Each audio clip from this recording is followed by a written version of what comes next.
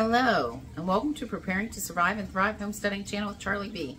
Welcome to my life in reality. So what we're working on today is we are going to pressure can our spaghetti sauce that we just made. If you haven't found that video or seen it, please take a look at it and enjoy the recipe and enjoy what I've made. Alrighty, so here we go. Follow me on this journey. Oh, don't forget to like, share, and subscribe. Okay, so we are pretty much, and hello, we are pretty much done with this. It's hot, it's steaming. What we're going to do is just mix it up again, and I tasted it. It's pretty good. I'm sure whenever I go to add it, depending on what I'm making it with, I might go ahead and add a little bit more sugar or another spice. I try not to overwhelm with spices or sugar, because if I do that, then I can't just use it on, I end up just using it on the spaghetti sauce. So I also like to make ziti with it and pizza with it and throw it in meatloaf, you name it. So what I'm going to do is very simple. I'm going to fill up my jars.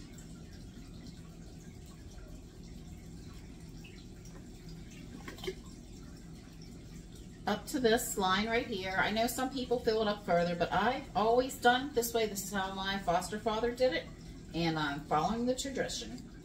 And I'm making a very big mess. Yes, I know.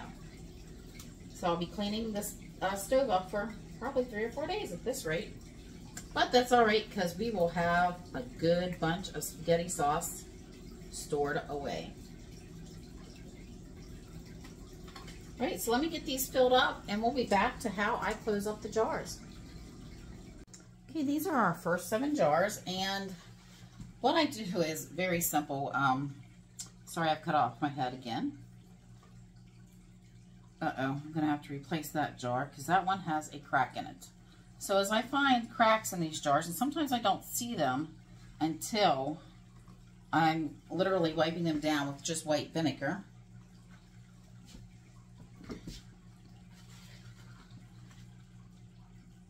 So this one I'm going to pull aside.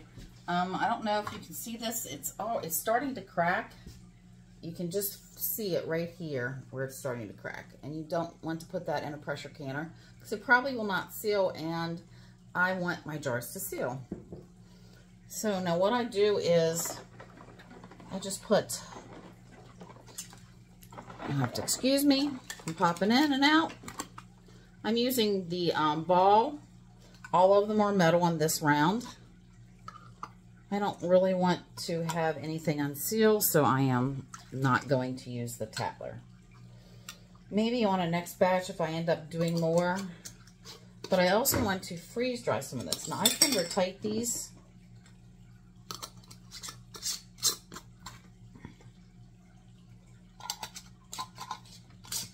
And there you go. That's all you have to do. I'll be getting these and the rest of them out into the pressure canner that I've got starting to heat up on my old antique wood cook stove. Remember, you do not want to put anything that looks like this little mark right here into your pressure canner. So I'm going to swap this out. We'll be back. All right, so this is what we got going on here. We have 2 of these. There's 14 jars here, and I have my All-American canner. I think it's the 930 or the 940. I don't remember exactly. This water has been boiling, and it's very hot. So I'm going to add a little bit more. Sorry about shaking, but yeah. I wanted to get that hot because why waste the fire? Sorry. Oh, those are my baked eggshells, just for shits and giggles. I have to crush them up. And just adding a little bit of water to maybe kind of cool that down. So I'm going to get these guys. There we did. So I'm going to get some pot holders on my hands, and I'm going to get these guys loaded. So let me get you up on a tripod or something so I can show you. Great. It's very, very hot out here, but I don't want to take off my flannel shirt because I don't want to take the chance of burning myself. So here we go. We're going to start setting them in.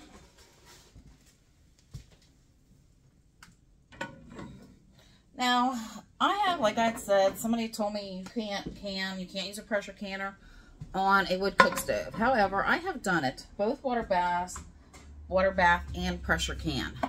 I prefer to pressure can on this stove than I do water bath.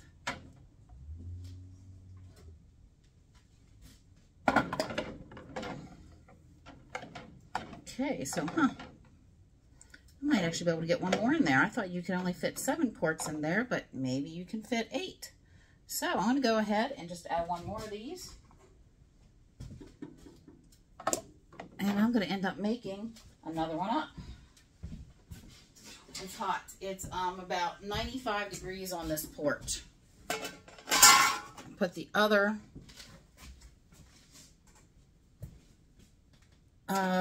separator on there. I'm going to get these in there, and I'm going to go in and make up 2 more of the jars before I get this guy filled up. So I will bring you back when I go to do that.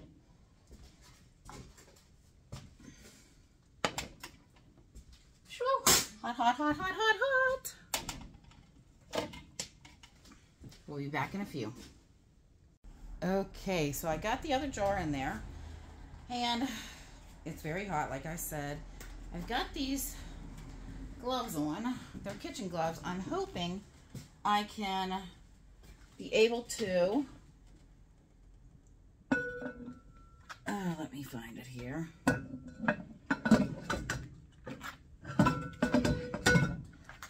I'm hoping I can be able to lift up these guys right here and tighten them without burning my fingers. These guys get very hot when they're on this wood cook stove. So a lot of people don't understand when you use wood to pan on or to cook on, you have to keep adding wood to it.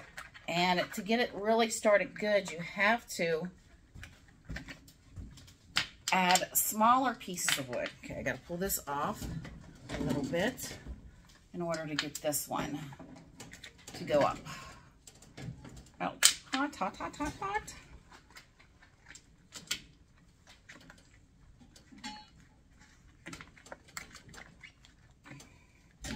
When you're doing all American canner, you need to kind of turn these and at the same time opposites of them. Now, when I go to pull this off the fire, I'm going to literally scoot it down and put it over on that end where the phone is sitting. So there we go. We are all tightened up. I'm going to push this little guy back and let it get going. My little cap is off here. And there we go. We got it on the stove on the burner. It's very heavy. Very, very heavy. So I've got this right above the firebox. Switch out gloves. Oh my God, I'm going to need a shower and a cold shower. It's so hot.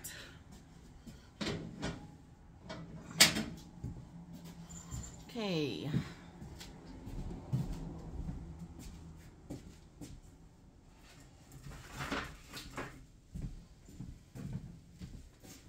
So we're going to bring you down here and let you take a look at the fire.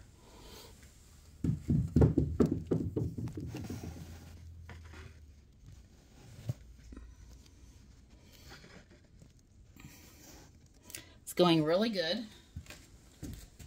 And my little Leo is out here. He's not really Leo, but he's my stray, my cross-eyed kitty, the one that is my tea cat that sits and while I drink my tea and watch different videos.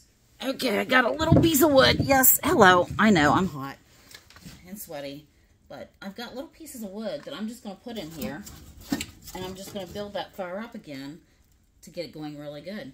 We'll be back in. Well, I'll just keep taking you along with me.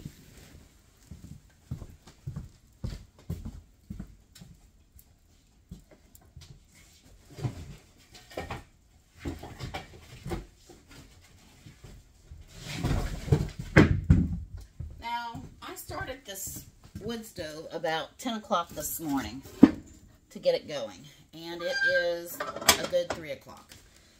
So like I said, when you use the wood cook stove, you have to be ready to put some time and effort into it. We'll be back. I'll bring you out when we start to sizzle. Can you hear it?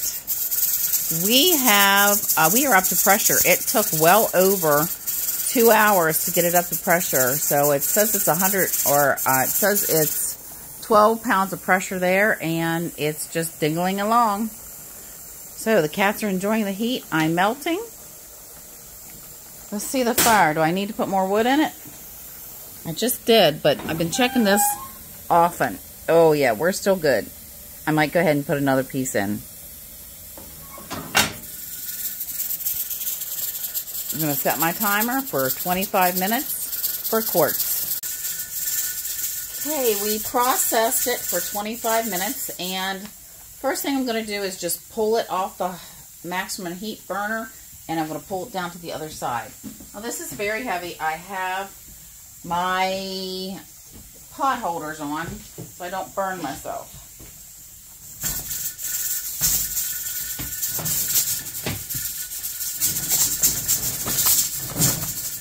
Make sure I don't get any steam in my face because it's kind of bumpy ride here. So it's been a very long, hot day, and I can honestly say I hope I never actually have to pan on a wood cook stove because it's very hot. I'm going to let the fire go out and let this thing cool overnight, and we'll be back tomorrow to see everything that's sealed. I'm sure it all did. Okay, I've taken the first set of, the first set of canned spaghetti sauce out. And as you can see, there's a lot of siphoning in these jars. The first time this has ever happened.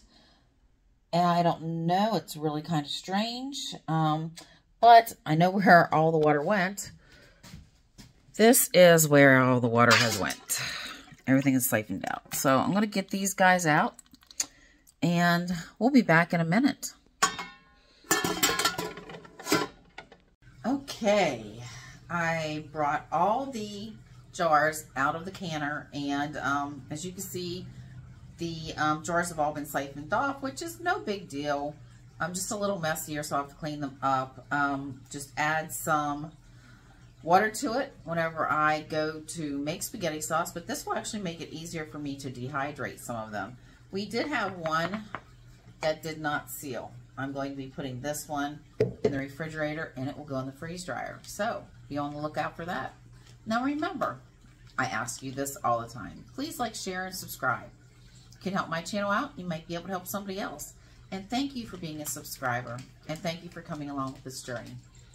So, Charlie B, signing out. See you soon.